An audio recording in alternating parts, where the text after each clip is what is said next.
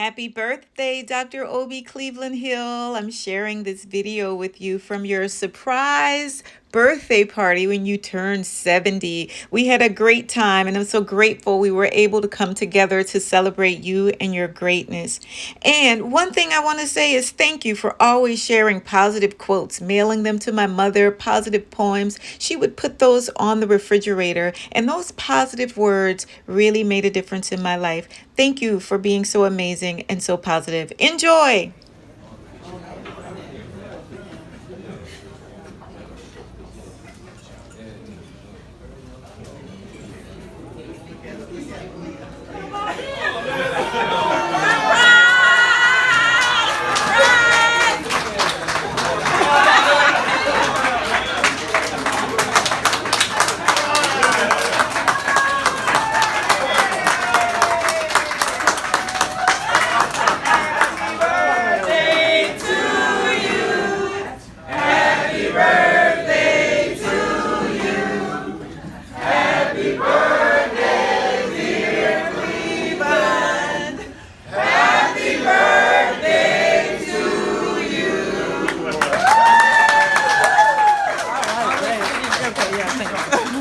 You got me.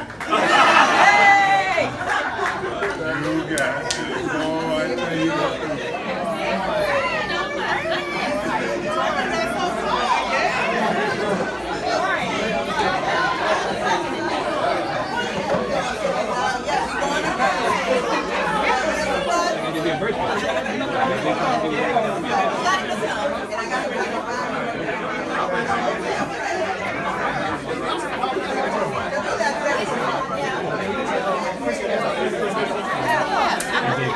I welcome everybody the opportunity. We can go around, feel free to roast, toast, do whatever makes your heart smile. And then we'll be getting our food and everything. But thank you all very much. And I'm going to sit down.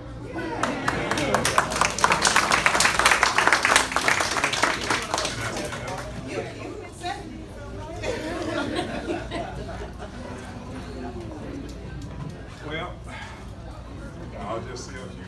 Well, I have to be very honest. I had no idea. I had absolutely no idea. Maybe you can attribute it to being 70 years old. I don't know. I never thought I'd get caught off guard like this again. But I tell you, this is hard. This is hard on the body. this thing they call shock. It is tough on the body, believe me. So it's gonna take me I was gonna say a few minutes. It may take me an hour or so to recover. But I just want to say, I really appreciate it. And I'm not that good with words. I really don't think there are words to describe how a person feels when they are under something like this, And I look around this room and see the people that have come out today, Alvin Jefferson, my old college, we weren't roommates, but you stayed in my room so much. College, I made the trip from South North Carolina, and this is Jake, we were serving together about 17, 18 years on the hospital board now, and of course my brothers, my sisters, and nieces, my nephews, friends, and everything, This is amazing, folks. This is really amazing. And of course, my colleagues from the University of Holy Cross. Two of them I love, one of them I can't stand. Actually, three of them I love. Actually, 4 of them. So you can see I can't count. Okay, I got you. But hey, all I can say, bottom line, thank you all.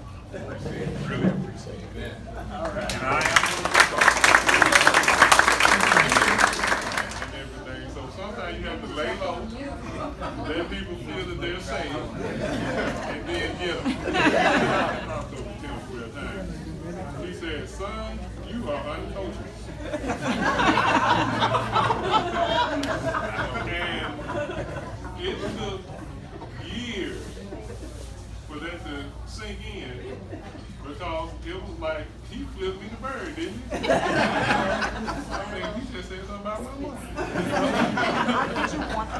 Understanding of what's going on, and it wasn't just about basketball. He was basically telling me what people started telling me a lot after that was, you don't listen to nobody, you don't care about what nobody says, you don't, but he said it in an eloquent way, you know, that kept me, you know, thinking for at least 12 years. I always respected him. I never heard him talk about nobody and that bad about anybody. But he's a great man, thing. I ain't know you that old, bro. For whom he has no love. And that's fine. Because once you've been around him, you know why there is no love. I keep him in his place. I told his sister, I'm the one who keeps him in his place at the University of Holy Cross. But on a serious note, I came to know Cleve over 26 years ago when we began our doctoral journey at the University of Holy Cross. And it was through that. Oh my, Dr. University of Holy Cross. In class, I also say that I graduated from the University of Holy Cross, but I graduated from the University of New Orleans. Thank you, Dr. Hill. And one of the things that I want to say is I have to. More important than that, I always tell him that he doesn't remember anything, or he'll claim that his mind is not working, but he picks up all my faults. So I keep him around to keep You me make so honest. many. What? You make so many. Well, the biggest one is to claim you as a friend. But over the 26 years, he has been a part of the glue that has kept us together through. Well, what we didn't realize was that we're continuing to carry each other through. As you see, he's helping me out, and on a daily basis, whenever I'm at the University of Holy Cross, I have to carry him. So I'm carrying my weight and his, but it's been a delight to work with him. I'm so happy to see you Plateau 70, and it's been a pleasure on this journey with you from day one. You might be telling my age, but you have been one of the, out of all of them, you know, that's not, you know, giving me, you know, a headache. Like some of the others. But I am so happy to be here and to share this with you and the baby. Happy birthday again. Glad I was able to make it. And the story's a little too crazy, so I won't get to those. Just use a little common, you know, saying that, and it's a heartfelt saying that I wish the happiest days of your past are the saddest days of your future. But I must say to you that in all the craziness that I'm not talking about, he was usually the intervener of all the debauchery that was going on. And the one to try to bring order to the chaos. So I'm glad I was able to make it. Happy birthday. I love you. Happy 70th. I'm Laverne. I'm actually next to O, 3 years apart. We grew up together, played, had a few squabbles, but both had fun together. Yeah, I know it's 70 years. I hope that, I know you don't wish another 70. But, you know, we can do this when you make 100, then come to you find. I hope I know what it's all about.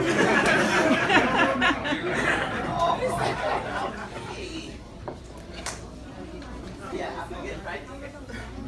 You know, back in the days, we used to have really good times. He'll never wanted to dance. Must have been your birthday. I think it was his birthday that we had at the house, and we were dancing and everything. And I insist on him getting up and dance. He said, I don't know how. I said, well, you get up and try. You know, you can dance. And he politely picked me up and put me on the side and said, I don't want to dance. So, okay, I said, you ought to slow dance. Your wife wants you to slow dance with her. You ought to be able to do that. So now I left and went on. The next morning, I could not move. I could not move. Went to the doctor. He said, oh, Miss Walker, you have 3 hairline fractures on your ribs.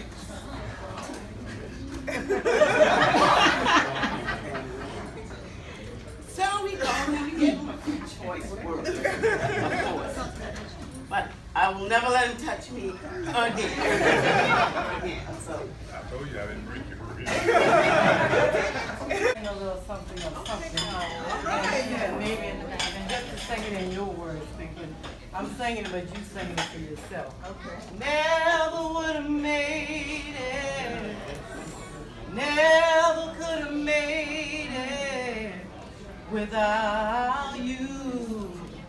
I would have lost it all. But now I see you were there for me. I'm stronger, I'm wiser, you're better, so much better. When I look back after all I've been through, you were the one that I held on to. I never would have made it, never would have made it without you. Happy birthday to you.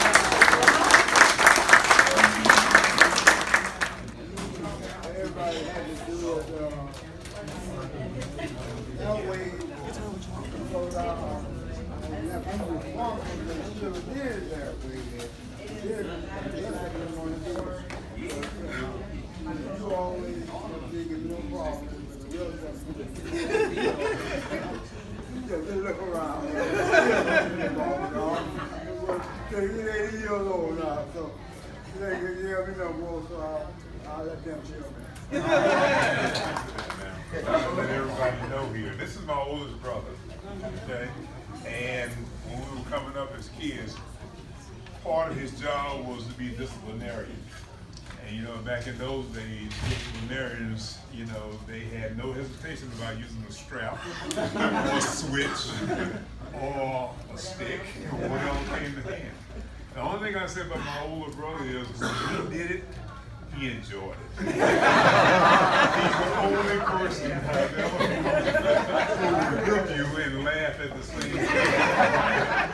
You know, and I used to dream about that because I was much smaller then, if you can believe it. I was much smaller then. I used to dream about the day that I'm getting better. You know? So when I get big enough and he pulls a bet on me, I'm gonna get it. Never happened, so it was all good. So I forgive you. Always admired you, always looked up to you. You had to. I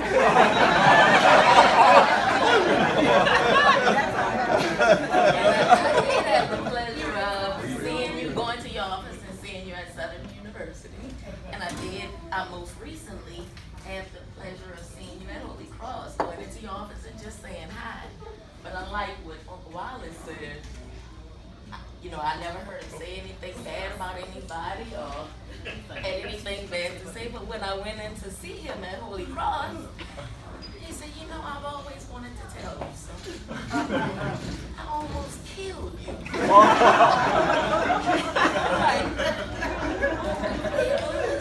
I was so hurt. I was like, well, what did I do? He said, it was one night, but it was 2 in the morning.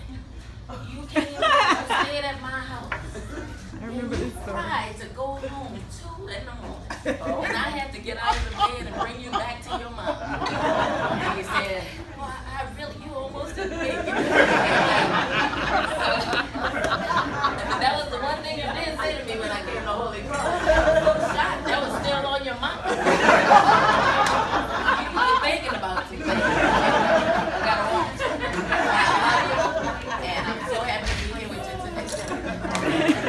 Family and friends love him so much. I want to say that all of his students feel the same every person who I talk to who's in the program for the Masters in Educational Leadership.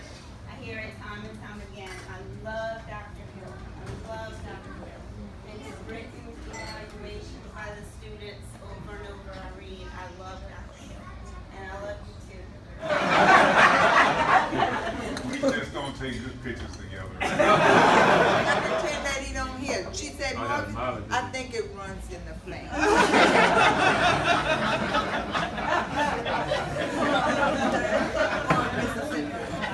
But first, I want to say I love you. But I truly, you know, when I first met you, and heard all the stories about you, and I'm like, man, I love his daughter so much. But I got a lot of large shoes to fill, literally and figuratively. So literally, I can't fill those shoes. Size 11, he's probably size 15, 16. But everything that he's accomplished, and double E. Wonderful family that he supported and raised, and just to be accepted into that. You know, I'm really appreciative. And this is why I don't want to get up.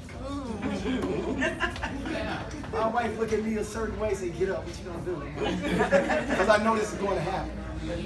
Because this is such a great man. He's been a great man to me. A great father.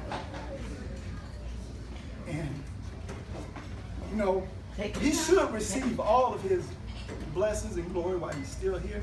And I was just so overwhelmed when I walked in here and saw all of these people here give praise to this man. And he's a true definition of a man in all sense of the word. And I better hurry up and sit down. You're making everybody else cry. Why not? I'm proud to say that you are a father. I lost mine 22 years ago. But I was blessed enough to come into this family. He treated me like a son. In all ways. Always be there for us. Will always be there for you. That's my promise. And my commitment to this family. I love you.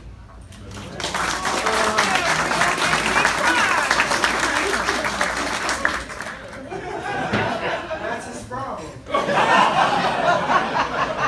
You know, when I guess I'm like any other father.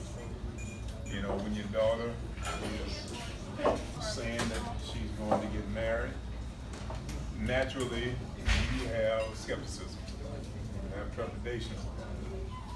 A lot of that was relieved when you said you were married to somebody. Jeff is a great, great son-in-law.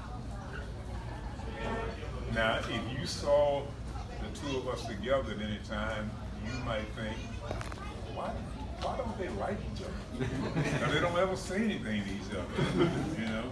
And I have to say to you, we don't share a lot of words, you know? But I am the happiest father in the world that my daughter married you. You are the best son-in-law any man could have had, and still have.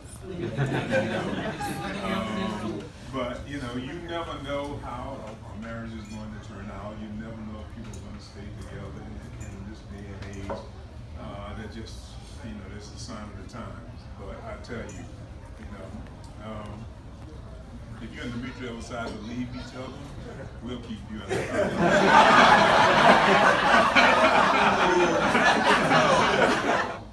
Because at work, we might all be, and this is how he is. Yes, it's funny. That made me so angry. I just want to say happy birthday to you. I'm glad that I could be here for you for your celebration. And I'm glad it was such a surprise to you too. But you've always been so wonderful, stoic, loving, and kind. And as I'll echo your daughters in saying that you have been such a wonderful role model to all of us. And it's wonderful to have someone like you in my life that has been so loving and caring in the way that you show love to your family and always being there. It's great. So to be a part of it.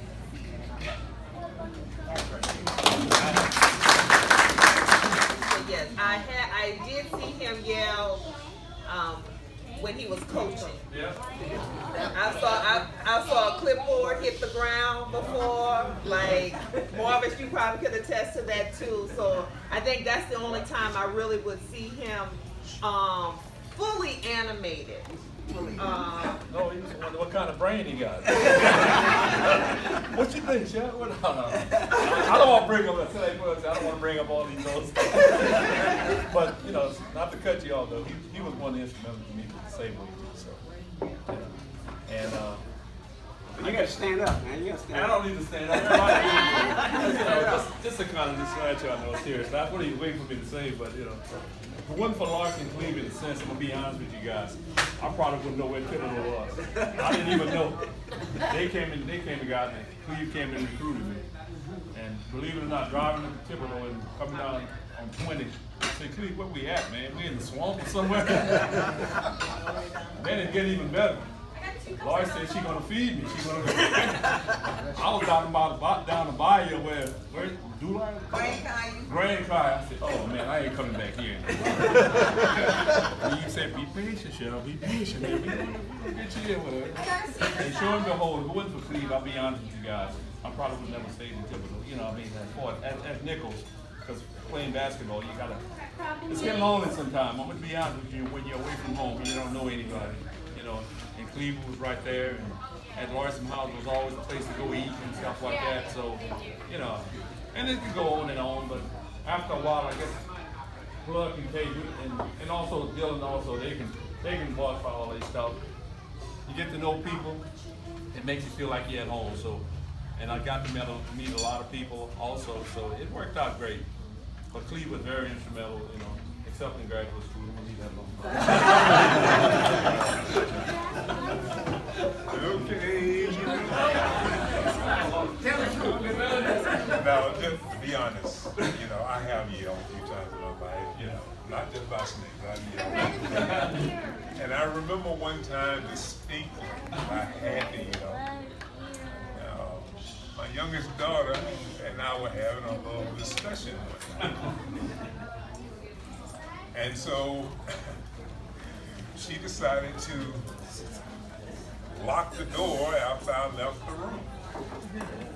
I had to knock on the door. You know, you can't lock the door, you know. Well, this is my room. And I had to say, well, this is my house.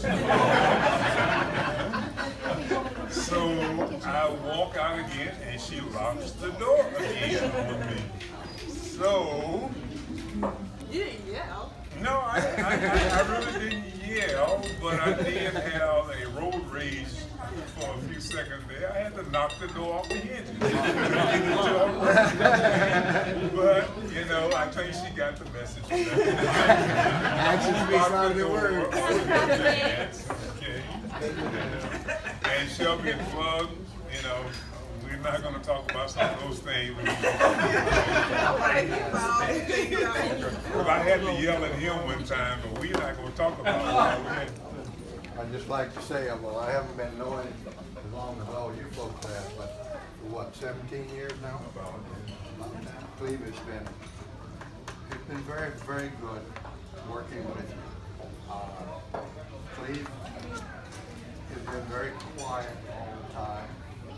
And when he says something, pay attention to it. There's a lot of meaning in it. There's a lot of foresight going into it. And I want to say that sincerely. And that's whether he's also on the board of the charter school. He and I are on the board of the charter school. So we do a lot together in that aspect. And I want to say it's been a pleasure working with you. We've just embarked on another venture, 501c3 hospital, changing around from its present state to one that can grow much, much larger. And I look forward to working with you, just like we have been for the last 17 years. Thank you very much. Thank you. From Jeff over here. My dad said he's being sentimental as well, so I won't say anything too much because I get that way also. But I just want to say, my uncle, for a Hall of Fame, being in the Hall of Fame for sports, I have a very handful of times you and I actually talked about sports, basketball things. But we always talk about education, and that's played a very big role in my life, through my education and also through my career. So I really thank you very much for that. And from my dad and the other Dr. Hill that lives with me, I want to say happy birthday. Thank you very much. Oh my God. It's good. This is the most talking you've heard. Yes, you're right. Well, I gotta have the last word. I just want to respond first of all to what Jake said. We have done some remarkable things at a little small hospital in Thibodaux, which is really a showcase to any hospital group in the nation. And the sad part about it on the one hand is that sometimes the people in the Thibodaux area don't even realize the jewel that they have in place. But on the other hand, I was able to stay quiet on the board because you guys have made some great decisions. Even if you hear some of the chatter that's going around, why are they building a wellness center? Nobody's going to like it. There's not going to be any membership. So all of these negative things that you did, built it, it's one of the greatest successes that you possibly could have. When we expanded the women's center at the hospital, no more than they say. And it has turned out to be a tremendous success. When we built the high-rise building, medical office building, there were the naysayers, and it turned out to be a great success. So, I know how you feel. Me too. So, I guess all I'm trying to say is that sometimes in life, when all the noise around you are saying don't, and you have a true belief that it should be done, you do it. And in time, history will prove that you were right in the first place. And so we have some young people in this room looking at you, and I'm looking at my grandson, I'm looking at my granddaughter there. There will be times in your life where you know the right things to do. And there will be those who will try to persuade you to do the other things. Stick with doing what's right. And in the long run, it will pay off. And to what Donna and Scotty said, education is my passion.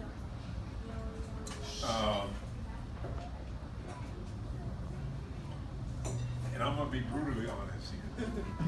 Donna, I was able to tell you what I was able to tell you, and I've told a lot of other people this, if you stick to pursuing a goal and getting a quality education, you can't go wrong. When I told you that years and years ago, I really thought that Donna ain't gonna make it. Donna is going in the wrong way. I want to go this way, she's going that way. You took a lot of paths. You took a lot of paths. You just stuck with it. And I'm glad that I'm really gratified that you can say that you listen, And that's what we have to remember sometimes of our people. So I'm going to tell you all one story, and I'm going to do my best to sit down and shut up, but I'm going to tell you this one story. And it kind of encapsulates what you were talking about. This was about 20 years ago. I was in Walmart one Saturday morning and getting my oil changed. And while they were changing the oil in the car, we were walking around the store.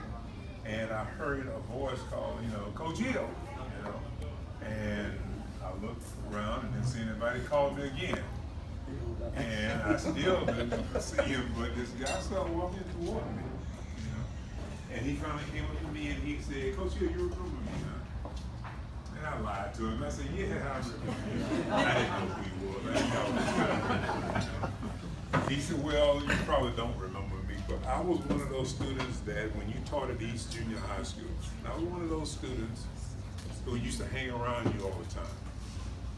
And you used to talk to us about, taking opportunities that are given to you and taking advantage of those opportunities. And I said, yeah, okay, fine. He said, and he said, I quit school in the 10th grade. But when you told me that, I always remember that. It just kept coming back to me years and years later. So finally, he said, I got myself together, got on the right path, went back to school, got my GED, went into the military service, retired from the military service, and now I'm working for the Department of Defense. Okay? And of course, those are the type of stories that gratify you because sometimes, and this is for the adults in the room, sometimes you can say one thing to a young person that is going to make a difference in their life. They may not acknowledge it at that moment, they may not acknowledge it until 4 or 5 years later, but it will stay with them, and if it stays with them, that could be the thing that turns their life around. And so I just urge all the adults to always remember that, and I urge all the young people to also remember that, because listen to the old folks, April the 7th, we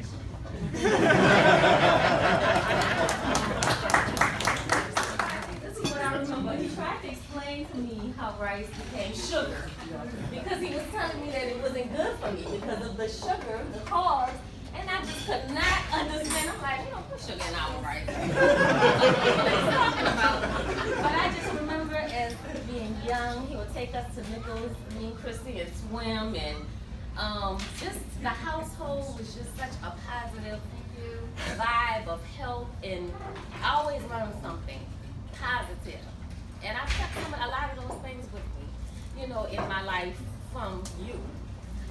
Taking care of yourself, working out, eating well. I mean, when I came there, I got veggies. And Chrissy, remember when we was younger, I used to be complaining about the food, like, I'm hungry, like, the cereal, like, I don't have sugar in this cereal, like, I have Fruit Loops and stuff and all of this, but I'm thankful for that, because today, I don't eat it right, me and my husband, I don't eat right in the house. I mean, we have learned, to do better and how it makes you feel and the energy that it gives you. So I'm very, very thankful for that. And I love you so much and thankful for everything that you have done when we was kids. Me and Chris used to be bad. I know we used to be driving up the wall. We'll be fussing and fighting and you'll just still be calm. Y'all just have to talk it out and get along. Like, no, that's not. But I love you. Thank you so much.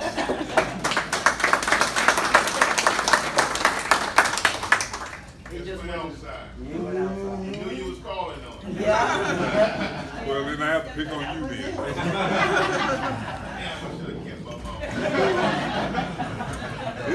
This is Arthur Dillon Jr. And actually I met you before I met Shelby. Right, 1969. Yeah, because you were a freshman in the sophomore. Right. And you thought you could play basketball, but you couldn't. That's why I was being quiet.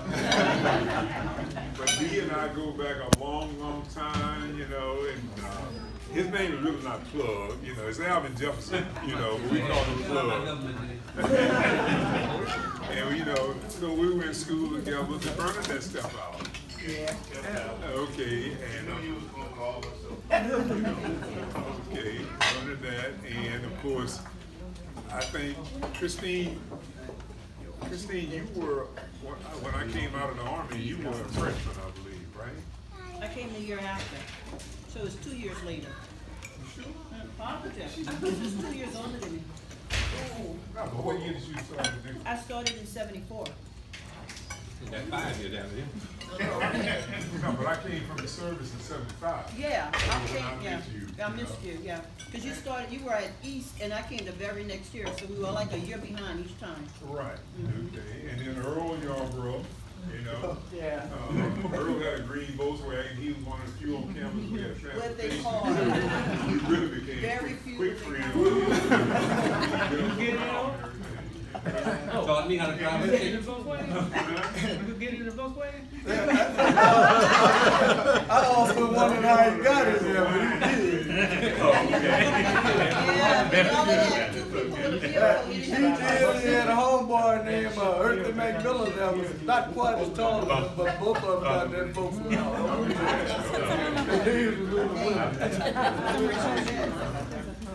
So, I'm trying to go shock and everything. Oh, and of course, Dr. Jones. Have to recognize her and Johnny. And I pick on Dr. Jones all the time because she succeeded me as dean at Nichols. And I think she still blames me for that. And of course, her dad calls her Faye, so I pick on her sometimes and call her Faye, you know. You didn't know that, did you? She told me the story. She told you the story, you know. But I'm not there with you when I call you Faye, you know. I'm just so once again, I just want to thank all, and Carol, Miss Carolyn, okay. She's wife of a good friend of ours, Clarence James, you know. CJ passed away in 1990, you know, but, you know, and I think maybe you and Carlin are sisters by nature, so y'all have stayed close for the years.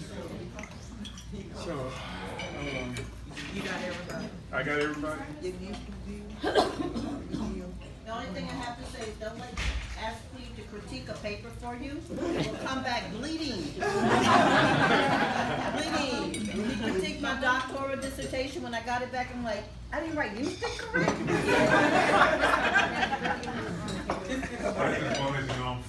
And I appreciate it, Cleve. I appreciate it. Smooth sailing after that. I appreciate it. Okay, well, now I'm gonna try to sit down and shut up.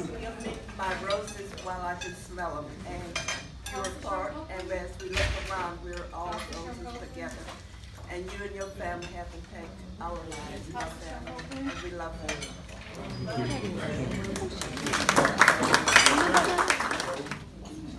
And, you know, one day I got to aggravating her pretty good. Yes. I got to aggravating her pretty good. And so, after she finally calmed down, they were getting ready to leave.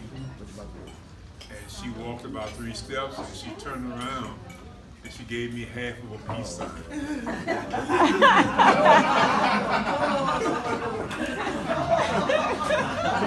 3 years old. I just want to say thank you to Uncle Cleveland for being with me while I was at Nichols, helping me make the decision to go into education, which I did love being in. Always having the right words at the right time, being a guide for us to follow. I didn't like your no sugar in the household rule either, because I was looking for some frosted flakes. But I do want to thank you for being a wise man and willing to share your gifts with us. You know what you're going to do. When are we leaving for whatever? When are we doing whatever? Bam. Now some people, on the other hand, oh well, whatever. I love it. I love you. I appreciate you. Your family. Just love. Thank you, sweetheart. And so, I really appreciate you saying those things about me, because I used to wonder, am I in the right family? They love to take pictures. I don't like to take pictures. They love to play music. Well, I don't love to play music that much, you know. And they love to dance. They love to dance. You know? And I don't love to dance. My brother Charles loves to work from sun up to sundown. I don't like to do that. So, Trish, you know, am I in the right family? What's wrong with me? You know. So Joyce is a great sister-in-law, and you all tell you, I'm just gonna say it very bluntly. Sometimes families can be messy. You know, if you don't know that, you know, families can be messy. You know. When you came into our family, and you said you were gonna marry my brother Laverne. first thing came to my mind is, George, does she know what she's getting into? But you've been wonderful, sis. And you have been a great, super compliment to my brother. Okay? And he really needs you, whether you do it or not. We love you. We love you. And that's why you never hear me refer to you as sister-in-law. I always call you sis. And I mean it.